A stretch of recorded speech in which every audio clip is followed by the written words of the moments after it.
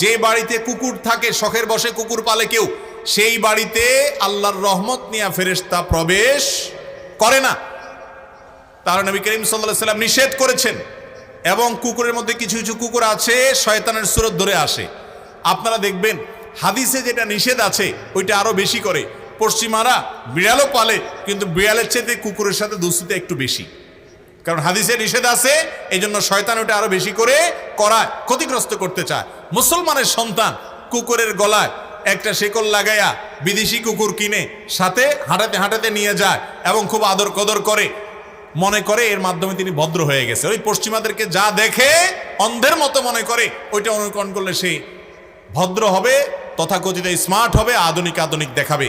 এরা হলো সবচাইতে বেশি পশ্চাৎপদ, এরা হলো সবচাইতে বেশি বিবেককে অন্যের গোলামি করে নিজেকে গোলামের জিঞ্জিরে আবদ্ধ করে ফেলেছে। মুসলমানের জন্য